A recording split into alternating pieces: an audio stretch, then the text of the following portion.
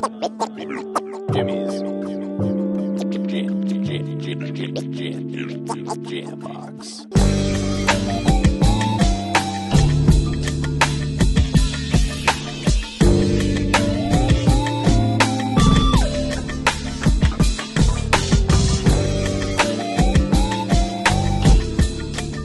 Keep jamming.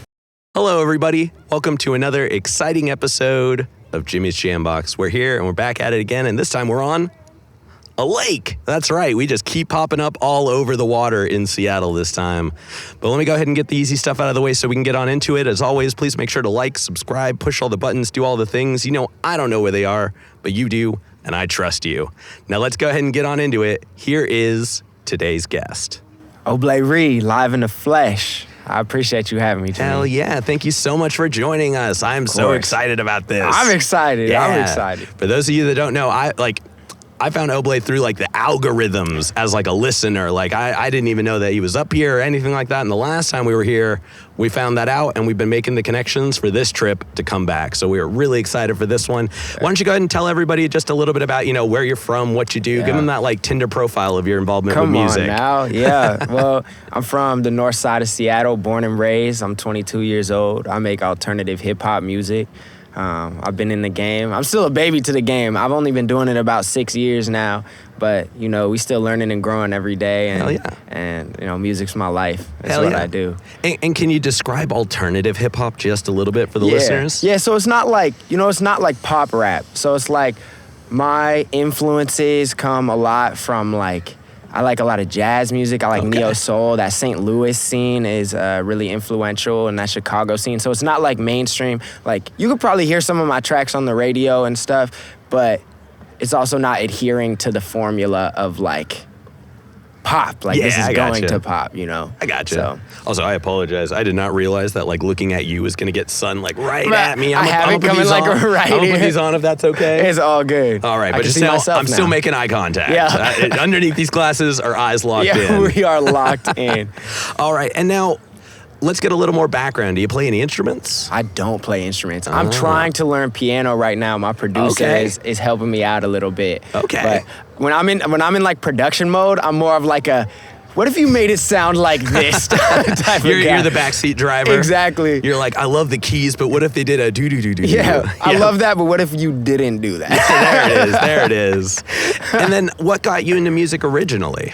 So it's crazy. So I didn't listen to mainstream hip hop until my junior year of high school. I grew up on contemporary Christian music and smooth jazz. Okay. And my first instance with hip hop, my dad brought home a Lecrae CD. So he's a Christian rapper. Yeah. And so that was the only hip hop that I listened to. And so when I was my mom found a rap from when I was 8 written on those thick line pieces of paper where you go all the way to the top. Yeah, it was and it was the most incoherent writing I've ever seen. But it was I started a minute ago just with my writing journey, and being an artist is what I knew I always wanted to do. I didn't necessarily know the steps to how to get there, but so I just kept refining my craft, and then I rapped at a church camp. Okay. And somebody who owned a studio was there, and they happened to live only 20 minutes from me. So then he was like, bruh, and the rest was history. Yeah, he said, when we get back, pull it to the studio, and he helped me find my voice and all of that. So hell yeah. That's awesome. That's a Crazy. Cool foundation for it, for sure. Now, this next question is one that we ask really early on. It's definitely a crowd favorite, and it's a lot of fun. Yeah. What was the first album you ever bought with your own money? Oh, with my own money. Yeah, so one that you were like, I want this one, and then just went and got it. Oh, what is this album called? Dang, I feel like I should know. It's You can pull out your phone if you want for this one. Yeah. Oh, where's my phone? Dang. I know it was 116 Click. That was Lecrae and Andy Mineo and all of those people, and it was called Man Up. Okay. It was 2011. Hell yeah. And what made you want to grab that one? It was just the only that was the only artist that I knew, and I was like, this is it. This is my thing from now on. Hell yeah. Yeah. No, that's crazy. I haven't even thought about that. for a minute. Well, now you have to go back and give it a listen again. Oh, yeah. I'm pretty sure all of those lyrics are just ingrained in my head. Like, I'll just never forget them. Hell yeah.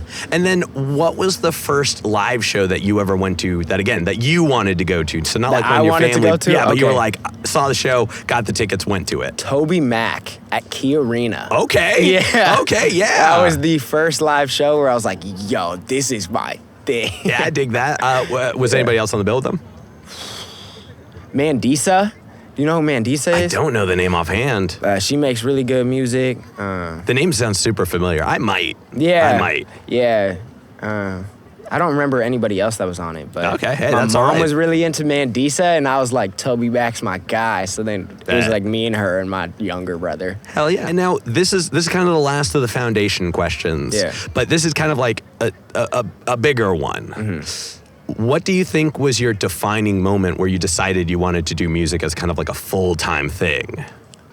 Yeah, I think COVID really, really changed my life because, bro, I was telling you a little bit earlier, but like school was my thing. Mm-hmm. Like, I wanted to go to school to be an epidemiologist. I decided that when I was in 8th grade, worked all through high school, got into like Stanford, USC, like that was what I was going to do. Oh, damn. And then I ended up having to go to Seattle Pacific just because of money and finances. Yeah. And I ran track there, and that was really the only thing that was keeping me in school. And I was like still kind of working on my music. And then COVID happened. I couldn't run track. I was at home, and I was like, I'm gonna just do my music. I gutted out a treehouse that I built when I was 10 years old with my dad. Built a studio in there. Oh, damn. Taught myself how to audio engineer. Okay. We should have done the interview in the Treehouse studio. It would have been crazy. I was actually just looking back with my videographer. We did a video in the or an interview in the treehouse like 3 years ago. Hell yeah. And I just started audio engineering and working on my sound and figuring out. It gave me a space to experiment, right? Yeah. And like learn myself. And I finally got to a place where I was like, I feel good, and this is where I want to be and what I want to do. And Hell yeah, and that's just really dive in. powerful. Yeah. That's rad. All right, now it's time to dive into more of you as the artist. Okay. Let's get into it. Me, Oble Reed. We're gonna get the easy one out of the way first. Okay, yeah. How did you pick your name? It's my birth name. Oh, damn. Okay. Yeah. Well, Oblay's my middle name. Oh, gotcha. And then Reed's my first name. Oh, so you did. I just did a little You switcheroo. know, everybody usually does a middle name first, but nobody usually puts first name middle or first name second, I guess. That's cool. Yeah. Okay. Yeah, no, and I wanted to do it because, so I'm West African. I'm mixed. So my dad is from the Ivory Coast in West Africa, which is where Oblay comes from. And then my mom grew up here, and her maiden name is Reedy. And my grandparents only had daughters, so they named me Reed to like carry on Keep the it legacy. going. Okay. So now it's like I got both of my sides, like my whole family history into Yeah. one name that represents my art, and authenticity is what I'm all about. So Hell yeah. Oh, yeah. I love that. Yeah. I love that. And now go ahead and this one's going to be a long answer, I'm Yep. sure.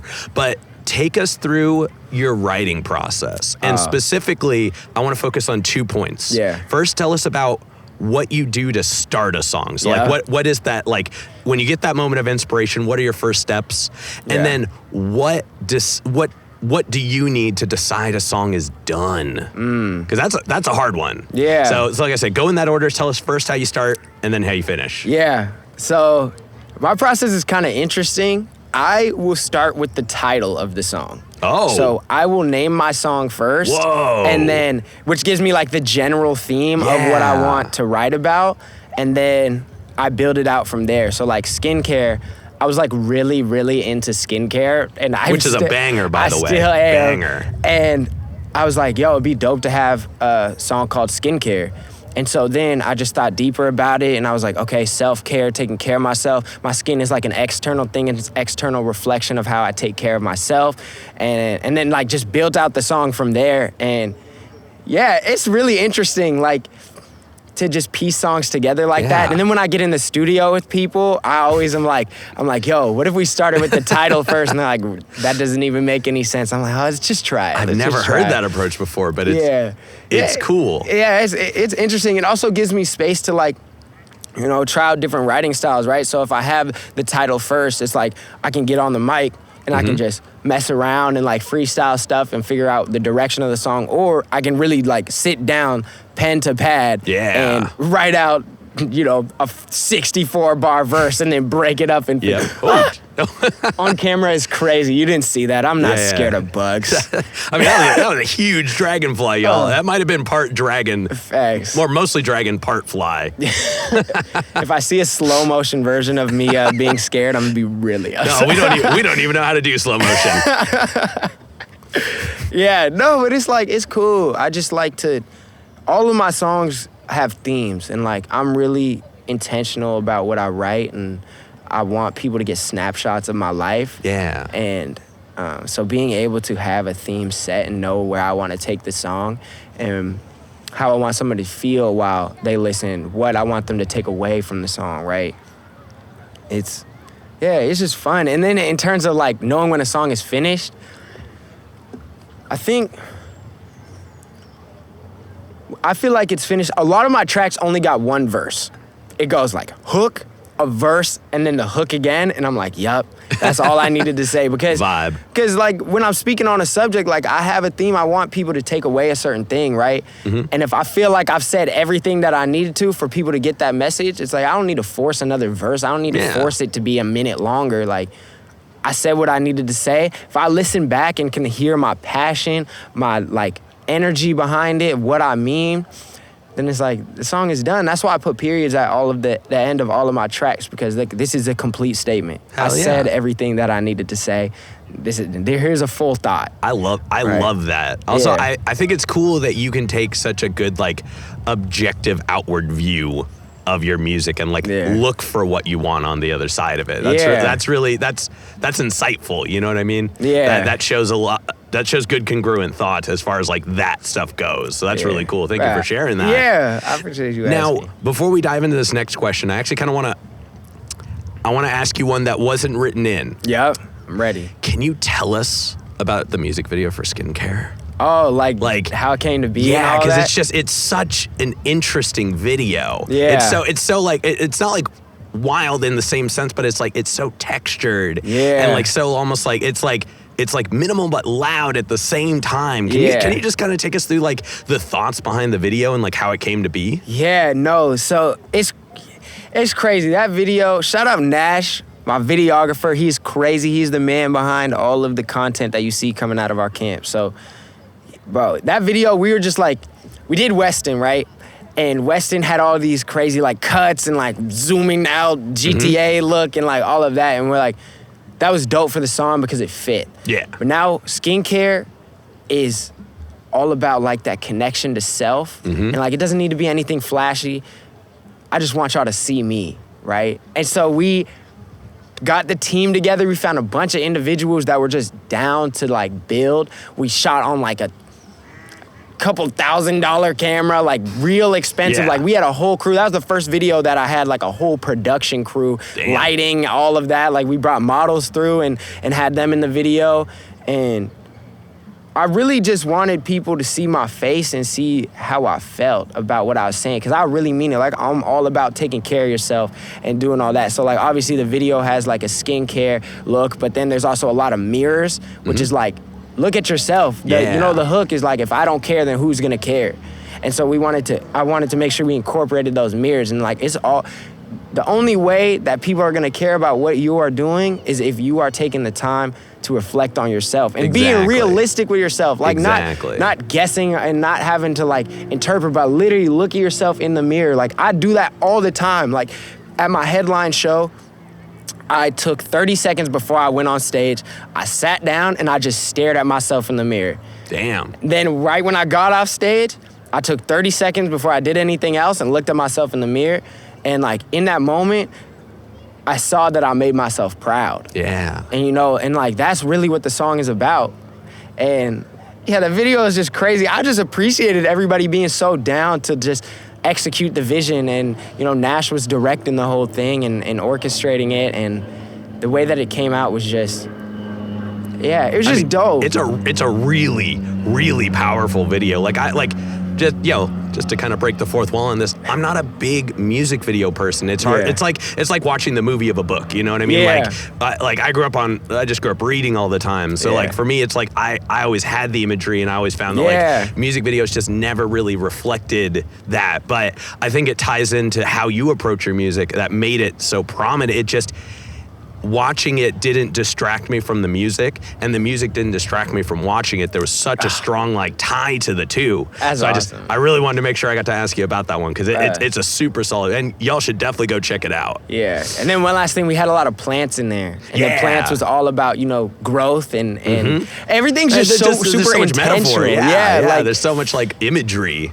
And it was like you were saying, it's a super like simple video. Like it's nothing like super flashy or anything, but like everything was intentionally placed where it was meant to be. Yeah. So that, you know, when you watch it, like you were saying, everything just fits together, and it seems like one complete thought. Like it was very complimentary. Yeah. Instead of like being like, well, I guess I could like see. No, you like, the picture was painted perfect. So I'll even shout out Nash for that one. Job well done all the way around for that one. Yeah. And now, running back into it, this next question, it's kind of more of a broad stroke one. Okay. But out of your entire discography so far, what song do you think defines you best at the moment? Okay, at the moment, out of my whole discography. Okay. Can I take this in two different ways? Yeah. However you'd like to. Okay. In terms of how I feel like internally, I think MP3 speaks a lot to it, because that's the intro off the project. And the whole song, that was the last song that we recorded on the project.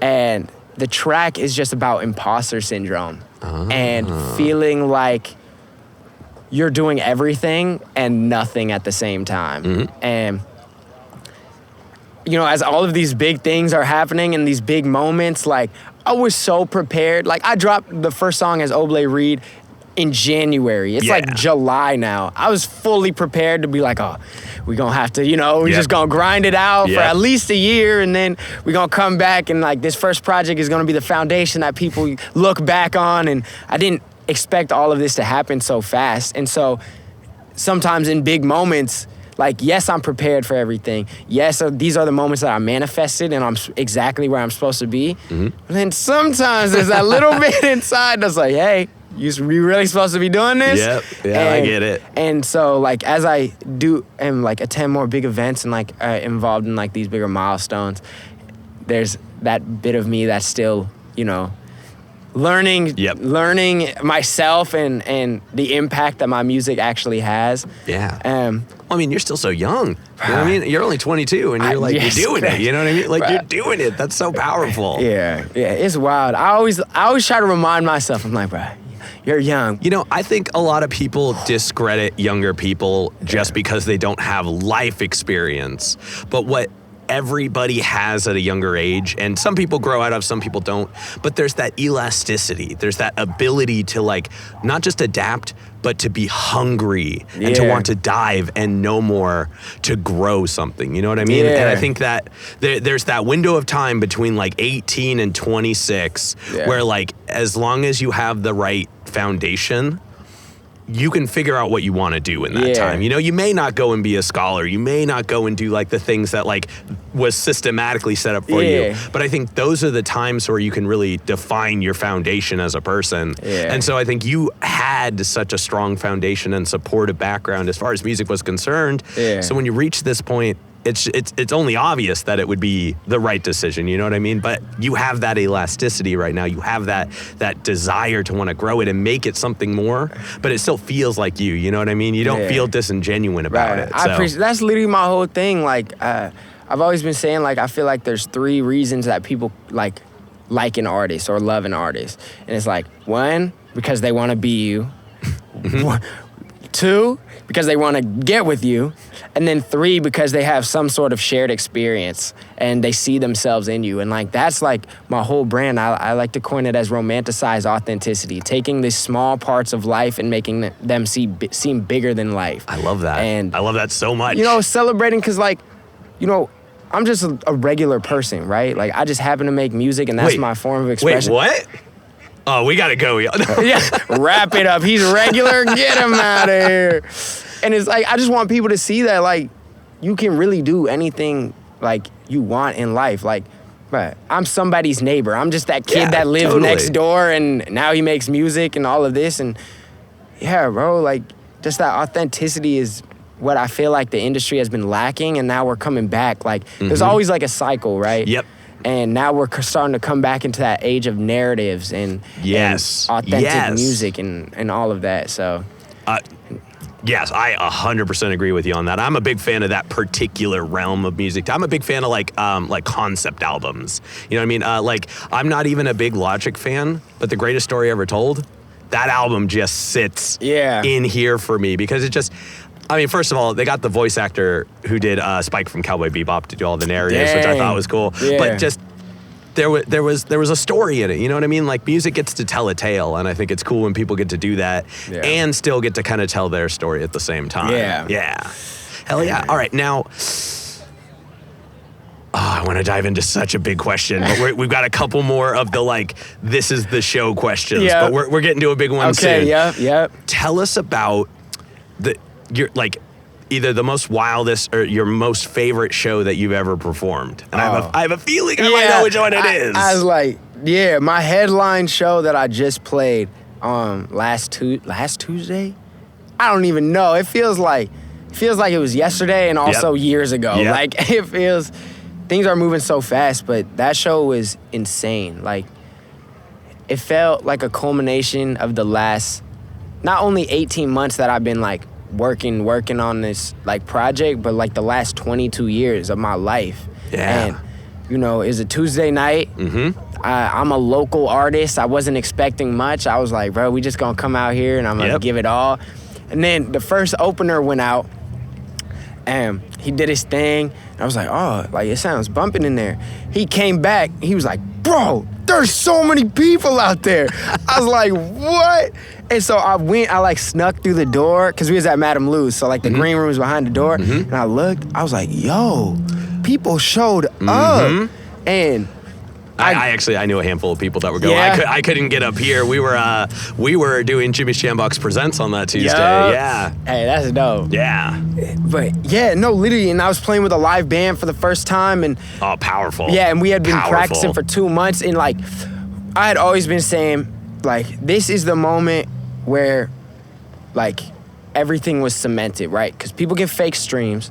You can fake the funk and doing all of that, but you can't fake 230 plus people in a room knowing all of the words. Like, you can't fake that. And, you know, I'm just the new kid on the block, and I felt like in that moment, in the very first song, I sat down on this bench. I was being all dramatic and stuff. I had these headphones on and, like, this MP3 player, and the band started, like, vamping and doing that, and I walked out and I sat on this bench, and everybody's cheering. I'm trying not to smile because I'm trying to be all dramatic. And it got to the moment, and it built up, and then I said the first words, and everybody sang it. Every single person. And I was like, oh, it was like I could relieve. Man, it was like I'm relief. getting goosebumps just hearing you talk about it. Damn. And it was like, in that moment, I was like, okay, like, this is for real. Like, we're not just on the internet. Like, I'm in my city, and I spent the last 2 years investing into this scene, like, being a part of it. Like, I understand I'm new. I understand that we're in the age of the internet, and you can blow up off of TikTok and have your moment in that sense, but it's like, that's not what I want. Like, I want to be cemented in history. I want to be part of the generation that brought eyes to, you know, Seattle and, like, really help build that infrastructure. And so I spent the last 2 years being that nobody in the room, shaking hands, being like, hey, man, like, I just love what you're doing. I'm here to support anything you need. I'm right here. And so to invest that much into the community and then have the community show out for you, it's like, okay, this is mutual. Like, y'all are bought in just as much as I am into the scene. And yeah, that show will forever. I have my little, like, band that they give you. It's just hung up on my wall. That's powerful, man. You know, Sorry, I didn't mean to cut you off. No, it's just like, I had my family there. like my mom and dad just. My mom's up on the stage doing like the mom thing with the camera, but she's singing all the words. And yeah, there's just a lot of people in there from like my life, from all different parts of my life, just in one room. God, that's so powerful. Just nuts. That's so powerful. Literally insane. And you got to do it. You know, you got to do it in your hometown. Like like you said, that's such a good benchmark. Yeah. And now you spent a lot of time in LA and stuff like that too. I see you going back and forth a lot. But I want to ask you about one other show. Okay. Can you tell us about the Major League Baseball one? I would love to hear just kind of what was that experience like? Crazy. Like, it was really just out of nowhere. Like, we literally, Riker calls me just like in the middle of the day. It's like, yo, I got some good news. I got something for you. But then she didn't tell me for like hours because she's like, we gotta wait till we're together. I was like, okay, I guess. And then she told me, and I was like, it's crazy when your manager's like, I can't tell you over the phone. No, literally, like it was just insane. I was like, bro, we have the All-Star game in our city. Like, I just wanted to like go there and be a part of it, let alone them asking me to headline a stage. Surprise. Literally, I was like, what? And like, I don't know much about baseball. Like, I'll admit, I barely know the rules, but like, it's the All-Star game. We talking about like Major League Baseball in Seattle. And so to be able to say that I was a part of that is wow. I got to play on like the biggest stage I've ever been on, and had like the giant like back LED thing. That's wild. Yeah, and you know, my DJ's like my best friend since high school. And for both of us to just, I was looking at him like, bro, what happened? We was just in social studies not that long ago. And now You know, this is not really like a show-directed question, but this is just like for me. Yeah. What was that sound check like? Like, was it crazy just to hear your voice just booming? Enormous? It was crazy. Oh, man. It was wild. And, like, just being on the stage and checking, and it's like, you know, I know how sound checks go, and, like, I prepare myself. And so, like, knowing all the lingo and stuff, but now we got all of these other things and, like, a bunch of different people that I'm talking to. And, yeah, it was just super dope. Man, that's incredible. Yeah, man. All right, we're gonna keep along with questions about you as the artist. Yeah. And this one ties into a little bit you as the person, but the balance between the two. Yeah. It's no secret that you're very athletic. You love running. You love doing all these things. Come on now. Tell us a little bit more about like what got you into that, what you enjoy about it, and how you balance the two. Yeah, so I've been running cross country and track since second grade. Oh, damn. And I was like a collegiate athlete too, on scholarship. Like, okay. That was like what I did. Running's just like my thing. And so it's honestly become like an outlet, just like music is an outlet for my emotions. Like, it's really hard. When you're doing a hard workout, it's hard to think about anything else. And except for like, this kind of sucks and I'm tired. Just 7 more. 6 more. Literally. And so like, I run every day. And it's a moment where I can just be present with myself. Push all other thoughts out. I'm not picking up phone calls. I'm not in meetings while I'm on the run. Like, it's literally just me and my breath. And I focus on my breath and focus on, you know, my body, that mind-body connection. And yeah, it's just like, I don't know. It's just a moment to take a step back and keeps you grounded. Just live, right? Yeah. And so, yeah, I'm trying to get more people to run with me. I'm actually trying to start this thing where, like a community event where we come out and run. And like, I don't want it to be like we're going to get here and we're going to run 10 miles and you're going to die. I want it to be like go until you're done. Exactly. Pull up, hang out with people, like mingle, go on a run, have a conversation. Like, I don't know, build community, but also like stay healthy, right? Yeah, and, I love that. Yeah, I don't know. People be hating on running. It's fun. Do you find that like, because I know running is a lot of controlled breathing. That's like half of the magic. Yeah. Do you find that helps like on the mic, in the booth, like stage performance, because you just got the lungs? Literally, it helps with everything. People like on my shows, I'm doing the absolute most. Like, I'm going crazy, jumping around. And I run with, like, no backtracks. So it's like, I'm rapping every word. Yep. And also jumping around and doing this. People are like, bro, how you do that, man? Like, I'm like, I run 6 miles every day. Like, this, I prepared for this. Like, hell yeah. And so, yeah, man, it's like, it just helps in all facets, like breath control, like on the mic, like even in the studio and being able to do that. And I don't know, it's just cool. Like, in the team, we do this thing called like ABCs, 1, 2, 3s. And so I started out right when I was like starting to work with Riker. I would do my runs and I would sing the ABCs as I ran. And then I'd do like 1, 2, 3, count as high up as I could while I ran. And now I'll rap my whole set while I run. Oh, damn. Yeah, right. It is fun. And it's funny because like the team didn't even realize like what I was like, yo, I really like do this running thing. They're like, okay, yeah, we know some runners. We get it. I had my DJ.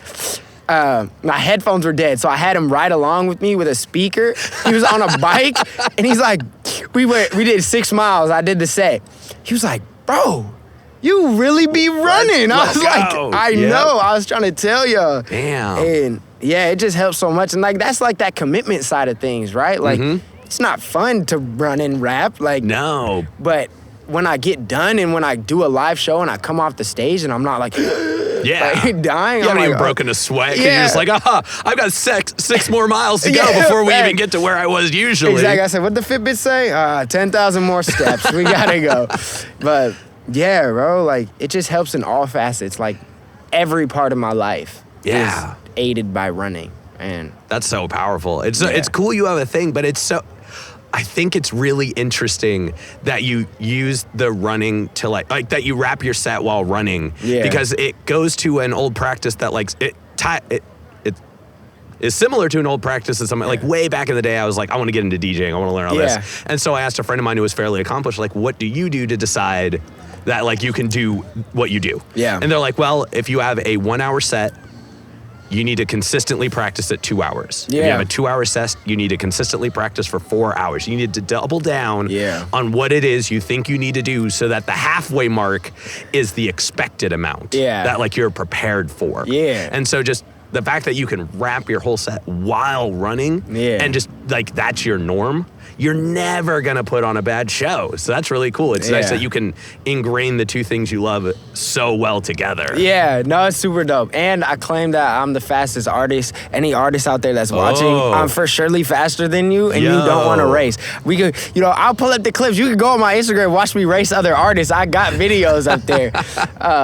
But yeah, that's super fun. I'm trying to actually like race more people. I think it'd be super funny to have like a series that I do where I just like race other. The whole thing. Yeah, it's like, we get the warm ups, we make it all dramatic and stuff. Then we race like 10 meters. And that'd be amazing. Yeah. The next time you go on tour, just make that the running vlog. Yeah, exactly. Yeah, it's not Oble Reed, it's Oblay Race. Oblay Race. That's funny. All right, now I've got one last artist-focused question. Yeah. And I saved this one for last because I wanted to make sure you could run away with this one and we hear everything. As of yesterday, your new album, Linden Avenue, which has only been out for a little over a month by this point, just hit 1 million streams. Congratulations. Thank you. That's huge. Like insane. Tell us all about like anything you want about the album, the feelings you're having, like the experiences that led to this moment. Just go ham on this one. It's wild. It's really like crazy. Like I've been working on this project for so long. Black Kids was made 2.5 years ago. And every song is representative of a time in my life.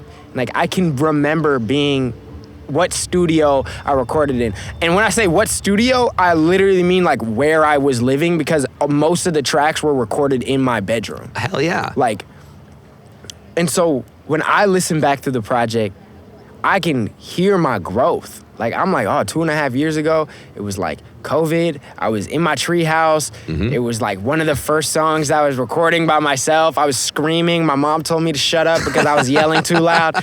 And then like MP3, which was the last one, is like, that was like the point right before, that was like the precipice right before I was like dove off into the deep end and like released it. And I was like, hey, here guys. And man, it's nuts that this project did what it did. Because, I don't know, like with the music that I make, it's not like TikTok-y, like I don't got the sound bites that are gonna make it go viral. But all I'm doing is trying to find my people and like try to find my family. Like every event that I do, it's a family affair. Like that's what it is. And man, 1 million is crazy. That's such a huge number, especially for like an album. You know what I mean? Not everybody, but getting a song to 1 million is an achievement. Yeah. But getting an album to 1 million means that people have enjoyed you don't make song with sound bites. You make songs with that sound. You know what I mean? You did something that people can. I mean, like I listen. Like I'm not saying this just because you're a guest on the show. Like it's something I actively listen to. Like I really enjoy it. So as a fan, as a person who is one of those many millions of streams. It didn't surprise me that it made that number, but it's so powerful and I mean well deserved. Well deserved. So if nobody else has said it out loud to you yet, congratulations, man. It's such an achievement. I appreciate it. It's really, bro, like I remember when the first song that really started, Where the Money Goes got traction off of the visuals we were doing because it was like nobody was really doing visuals like that. Back in like January, like especially like in the city. And so then that got a little bit of traction, but it's like, you know, I'm still a nobody. It's like, who? Oble Reed? Oble Reed? I was like, oh, it's Oblay, and you'll learn it soon enough. It's good. There's the accent on the E. Exactly. Oble, don't forget the accent. Yep. But yeah, and then I remember we were out in Boise for a Tree Fort music festival, and I had literally just played like a packed out room where they had just like screamed for like literally a minute and I just couldn't even start the song because it was too loud. And like my DJ's looking at me like, are we gonna go? I'm like, bro, I can't hear anything. So we just had to like wait it out. So I just got out of that. And Dance Party was the most recent track off of Affirmative Action. And it was like, it had done like, I don't know, like 2,000 streams in a day. And I was like, this is crazy. Yep. I was like, yo, like it started happening and like in that moment, it was hard for me to fathom those numbers. Yeah. And now I'm looking at a lot of zeros and I'm like, I'm just the kid from Linden Ave. Like, and people respect it and they like it because like I was saying, I'm not trying to be anybody that I'm not. And that allows people to see themselves in what I'm doing and hear themselves in the music. And the fact that I'm so intentional about all of the things that are happening. Like, bro, when I tell you, I have a 70-page presentation that I made over a year ago about every single step that we were going to take to roll this project out. Everything from the clothes to what the videos were gonna look like, to the text, to the merch, to the release, like the release strategy. Like we did the lead single and then the 2-pack, the lead single and the 2-pack. Like my number is 222. We released 3 2-packs. Like everything was intentional, and we took every step and executed it because we were prepared before, and it did exactly what it was meant to do. And it affirmed, like, when you really take that time to sit and be patient and wait for your time. Like, I spent so much time waiting. And like, you know, as an artist, I'm like, oh, I want to put stuff out. I want people to hear it. But I reminded myself that my moment is coming and everything is divine timing. And we waited and we waited. Like, I had the music done so long ago, but we waited. And then for it to happen as fast as it did, was just a testament to patience. Yeah, I mean, it shows. Like, it shows. Yeah, man. So, I mean, thank you all for 1 million streams. That is crazy. If you haven't heard the project yet, Linden Ave, it's out on everything. I think you'll like it. Definitely go check it out. Yeah, you know, 1 million is crazy. I didn't know if I would get to tell this story on the camera, but I definitely want to just mention it. Yeah. The last time we were here, you know, for the Seattle tour, I was so caught up in everything I was doing, so I just like couldn't put two and two together on anything that wasn't like plugging in stuff and asking questions. But the whole time I just had this track singing in the back of my head. I was just mumbling it the whole time I was going. And when we finally got in the car to drive back down, I was like, why can't I put a name to this? Yeah. It was Where the Money Grows. That's so like crazy. not for this episode. I'm not making this up the whole time. It's just money, and the trees out here. And then we get in the car. I'm like, oh my God, that's so crazy. Duh. Yeah, so that is wild. It's good music, man. Thank It's really you. good music. Thank you for putting it out. You know what I mean? Thanks for waiting as long as you did, but thanks for not waiting longer than you did. You know what I mean? Exactly. All right, now we're gonna go ahead and we're gonna move on to some hypothetical questions. We're gonna have fun now. We're gonna get into it. And this first one, this is probably not the most uncommon question in the world. But if you could work with any one artist who's currently alive, and if it's a group, you got to pick one member of the group, and you could work with them in any capacity. So it doesn't have to be a music artist, it doesn't have to be a producer, it doesn't have to be a visual artist, and you don't have to like do the specific thing they do. But if you could interact with one like big artist, who would it be and why? Okay. I think that. I could do anything? Like, I could do anything with this artist? Yep. I would want to executive produce an album with J. Cole. Okay. Like, I'll be on the album, but I want to be orchestrating all of it with him because I feel like he is so intentional. Like, if you listen to Revenge of the Dreamers 3, right?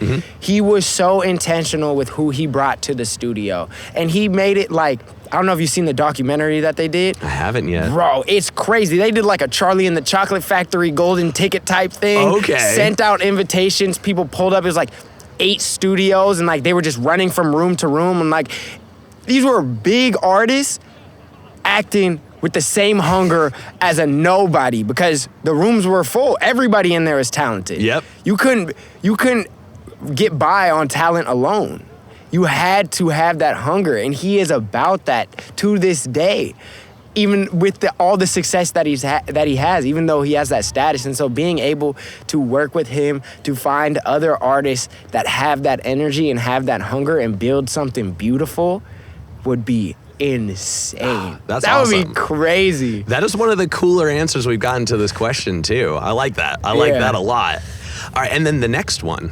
And this ties into that. Subsequently, who is a local artist that you're aware of that you haven't gotten an opportunity to connect with, but you dig what they do and you would like to? Oh, that I haven't gotten a chance to connect with. Because I'd be outside. I know you'd be networking. So is there anybody that you haven't gotten a chance to yet? I really, really want to make a song with Travis Thompson. I think, I have my track Hometown Hero, and that's all about the city. And, I'm trying to work with a lot of people that are here in this city, smaller artists. So this is an artist that I have already gotten to work with, but he has my full support. Yanni, he's on Skincare, and yeah, that boy, he's crazy. Dang, I'm trying. So we did this thing actually. This is why it's hard for me to answer about local artists and that I haven't worked with. I used to work as an audio engineer at a studio. Oh, so you just worked with everybody. No, and listen to this. I worked with the owner to start an open sessions every Friday. It was free to any type of creative. You could pull up. We had engineers on deck. You could record. There was like a lounge area. People were planning music videos with videographers. We had a clothing brand come through and give people clothes and stuff. So it was I was just with people all the time and meeting new people. And there is so much talent out here in Seattle and just the Pacific Northwest in general that I'm just trying to work with as many people as possible. And I keep discovering new people every day. And Travis just did an open verse challenge for his song. And I met I didn't meet a lot of people, but I found a lot of new artists that I hadn't heard of through that. And I think we're just bubbling in the Pacific Northwest. Is about to have a lot of eyes on it. And I think that now, more than ever, we have people that are prepared for those eyes. Yeah. And when our time comes, we are going to blow this thing out of the water, and it's going to be crazy. I love that. That's so exciting. Yeah. All right, now for this next hypothetical question. I like these. This is just let your brain run wild with this one. And you've had so many fun answers. I think this one's going to be fun. Okay. If you could perform anywhere in the world, and logistics were no issue, so crowd access wasn't a problem, power, building stability if you pick some place that's like, old and dilapidated like the Coliseum, like literally the sky's the limits. Outer space doesn't work because, sound doesn't travel there. Yeah. But anywhere on the planet, where would you perform? Anywhere on the planet. Dang. Okay. I would want to play. Okay, I got two answers. Go for it. It's two answers, okay? Go for it, yeah. Yep. I would want to play in one show. I would want to play like a massive set in my dad's home village in the Ivory Coast. Okay. That would be insane because I already know my dad talks to them and he goes there like regularly. Yeah. And so they all know my music and stuff. And like that's like so much of my family that I don't get like daily access to or like yearly access to. And so being able to bring something, and I feel like, bro, like how many tours do you see that go through Africa? I can't say too many, yeah. Like we got the US and then we got Europe and then we got like a little bit of Asia. Like nobody's really going through Africa. And so to hold something that's like massive there, especially on West Africa, because like Nigeria got its big scene, like they're popping out there, they do their thing. But I don't know, bringing the scene out there. Then also on top of the Eiffel Tower would be crazy. Okay. It'd be crazy. I'm super scared of heights though, but so like we'd have to get some like harness situation going. I'm sure they would do that for liability purposes anyways, you know what I mean? Exactly, but like imagine there's like performers that like harness, they're on like the sides of it, they're like doing dances and stuff down. I'm like, skydive down. I think at that height, instead of performers, it'd be cool to have like, those like coordinated drones that are all moving around. Yeah, that would be wild. That would be nuts. That would be wild. Just two giant screens that everybody could see and then just drone light show all around you. Bruh, facts. And like, cause imagine they did like even like a cool thing for like the crowd, like a tier thing going up. So like there's people that are close, but then there's also people like, these dragonflies are gonna make me lose there's so my many of them. mind. There's like literally for y'all that can't see outside of the realm of the camera, there's like 12 of them right now. They're giants. Plotting. They're plotting. Bro, yeah, but those two places, I feel like that'd be crazy. I already am trying to get, I'm already thinking ahead to like the Ivory Coast show and like doing a tour around Africa. I think would be super dope. Well, that's gonna be fun. Yeah, in fact, like Oblay, like my name is like a testament to my culture, and so bringing stuff to them like that they deserve. Like you could do the racing challenge over there too. Yeah, that would be crazy. Yeah. That'd be so dope. All right, now we've got one last hypothetical question before we wrap this up. I'm ready. And I just given your background on this a little bit, I'm definitely excited for this one as well. If you had to pick a completely different genre than any genre you've ever touched before, so if you've done like a blend genre track where it's got like this and that in it, those are off the table now. You have to pick one that you've never touched before, and you would be equally as proficient as you are in your primary one now. What would you pick? Okay. So wait, I get to I just skills transfer over. If you just had to flip over, and you would be what would it be? Okay, but it has to be a genre that I haven't touched yet. Dang. So that full country album you did back in '99. That's like, no, I'm kidding. That's crazy. I think. Something, bruh.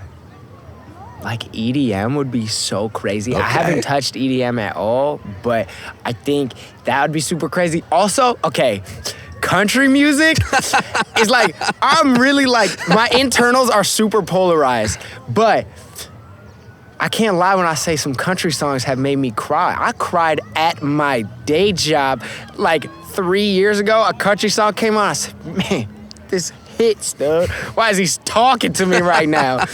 And I think I don't know. I think that could be cool. I dig country. Like the storytelling in country is super dope, and I actually got like a lot of inspiration from the way, because like, you know, a lot of them talk about the same things, but they say it in different ways and are able to articulate their own stories. And somebody else said country the other day and gave a really good follow-up for it. Yeah. They said country music tells the stories that the listeners want to hear. Mm-hmm. And I was like, oh, that's pretty spot on. That nails it. Dope. Even if it's not quite their narrative, they're writing for the audience some of the time. And I get it. Yeah. Hell yeah. That's dope. I also just want to like play instruments. Like a one-man band type of thing. That would be crazy. That's definitely a whole different experience. Are you a fan of Mark Reblay at all? Oh my gosh. Oh my God. Crazy. Yep. His content's also so funny. Have you seen the video? I tell everybody, whenever I bring up Mark, I have to tell everybody about this. Have you seen the video with him and Reggie Watts and Flylo? No. It's like a full I think it's like an hour and 20-minute long, just live jam. Really? And it's incredible. Wow. Yeah, like if you have any point in time in the near future to watch anything, facts. You have to send watch that. Yeah. Oh, I'm trying to see that. It's on the video now. It's when right you go back there. and watch this, but yeah, it's incredible. Dang. Yeah. All right, but we're finally wrapping this up. It is. Why don't you go ahead and tell people what's coming up in the near future? So like, let's say end of August, September onwards kind of thing. Yeah. You know, this project means a lot to me. And so I'm trying to let this music breathe and have its moment. I obviously have been working on some new music. We got a couple singles that are on the docket. Ooh. And then also I'm trying to just, rework some of these songs and give them new life and all of that. So, yeah, I don't know. I want this to be a moment. And, you know, Linden Ave is where I grew up. It's where I mean, still there. Yeah. And I want to give this city its shine and its time.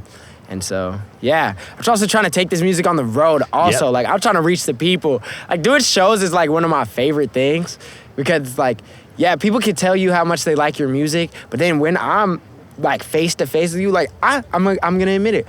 I'm a big fan of my music too. So it's like, I'm doing a show. It's like, we're all just jamming to the song together. And so, yeah, I'm excited to get on the road, maybe hop on a support tour for a bigger artist.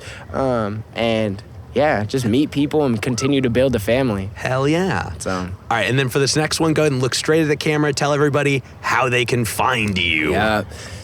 It's Oble Reed. That's O-B-L-E. Don't forget the accent. R-E-E-D. You can find me on all streaming, all socials by that.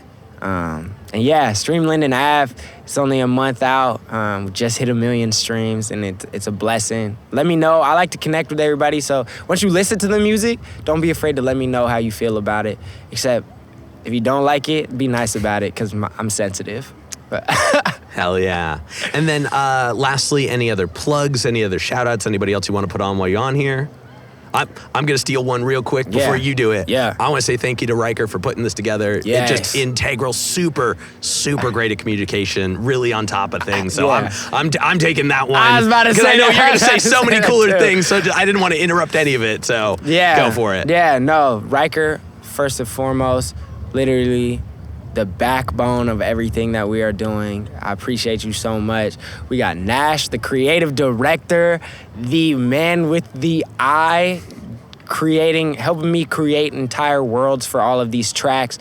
Emery, she shot all of the covers and pretty much all of the photos that you see of me. She is incredibly talented, and we got a couple cool shoots that we have that are gonna come out that I'm excited about. And then last but not least, my boy Ivory, he is my DJ, he is my best friend. Thank you for just keeping me sane. And also all of these people do individual things too. So like, their names aren't gonna pop up, but just watch it back and then find them on Instagram. And they all do super cool things. And you know, I'm just surrounded by amazing people, and I appreciate you having me on here. Hell yeah. This is beautiful. All right, now we've got one last question. Oh, this is the tricked final me. question. Well, that was the wrap up. But we got one more. It's definitely a crowd favorite. Right. I'm gonna steal the camera for a quick second.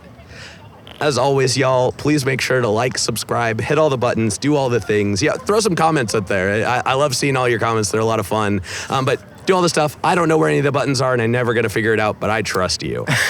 And now for the final question. What is your guilty pleasure song? Oh my gosh, my guilty pleasure song? Oh my gosh. Oh, what is this song? You can look it up if you want. Oh my gosh. Yep. This is my freaking song. Oh. Oh.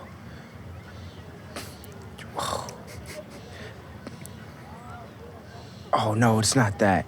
Oh, okay. Before He Cheats, Carrie Underwood. That's for surely one. Let's go. That's for surely one. But then there's this other one. Oh my gosh. What is this song?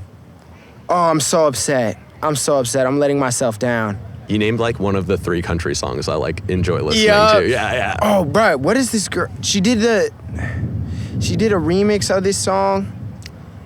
Oh, yup. Gabby Barrett. I hope. Okay. Gabby Barrett. Okay, let's go. Smacks. For surely those 2. Bet. Yeah. All right. I mean, solid choices for sure. For sure. But all right, y'all, we have officially made it to the end of this interview.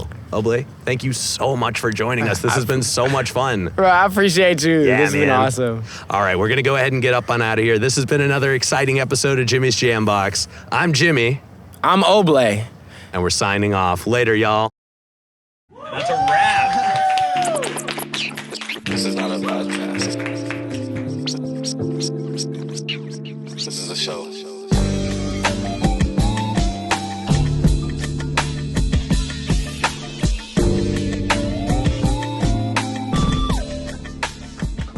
Keep jamming.